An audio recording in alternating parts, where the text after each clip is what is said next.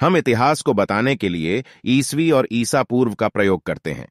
लेकिन क्या आप भी ईसवी और ईसा पूर्व को लेकर दुविधा में पड़ जाते हैं? यदि हां, तो इस वीडियो के माध्यम से हम आपको इन दोनों के बीच अंतर को बताएंगे।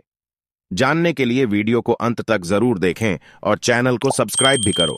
साथ ही साथ वीडियो को कर दो लाइक। इतिहास की घटनाओं के बारे में जानकारी पढ़ने के दौरान हम अक्सर ईसवी और ईसा पूर्व जैसे शब्दों को पढ़ते हैं, जिससे हमें पता चलता है कि इतिहास में कब कब क्या घटनाएं हुईं।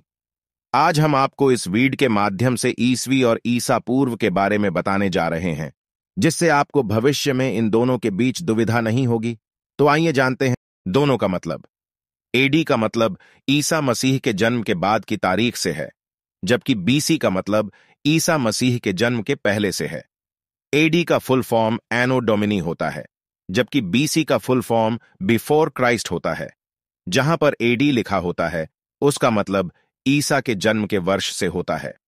वर्तमान में वर्ष की गणना ईसाई धर्म के प्रवर्तक ईसा मसीह के जन्म की तिथि से की जाती है।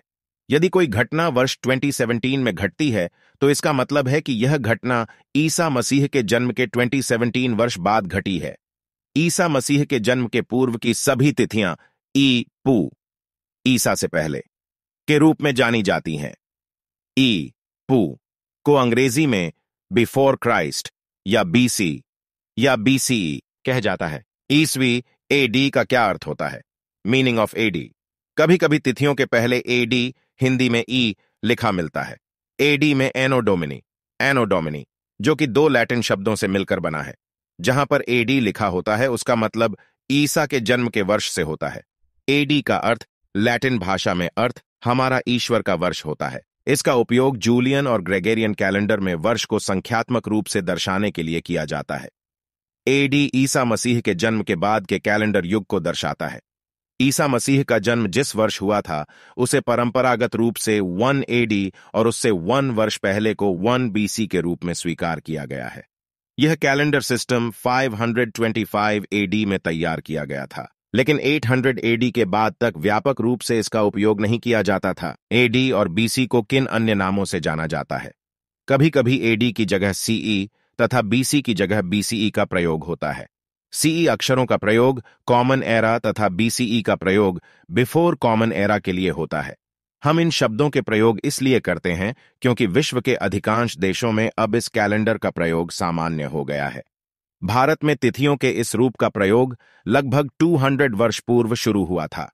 कभी कभी अंग्रेजी के बीपी अक्षरों के प्रयोग भी होता है, जिसका मतलब होता है बिफोर प्रेजेंट, वर्तमान से पहले। ईसवी एडी और ईसा पूर्व बीसी में क्या अंतर होता है? Difference between the AD and BC. 1.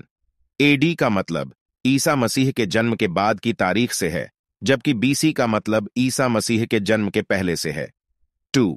AD का फुल फॉर्म एनो डोमिनी होता है, जबकि बीसी का फुल फॉर्म बिफोर क्राइस्ट होता है। 3. एडी को दूसरे नाम सीई कॉमन एरा के नाम से भी जाना जाता है, जबकि बीसी का एक अन्य नाम बीसीई बिफोर कॉमन एरा है। Difference at BC 4। लिखने के स्टाइल में किसी भी तिथि को एडी 2017 लिखा जाता है, जबकि बीसी को लिखने के लिए तिथि के बाद में बीसी जोड़ा जाता है, जैसे 356 बीसी, सिकंदर का जन्म। 5.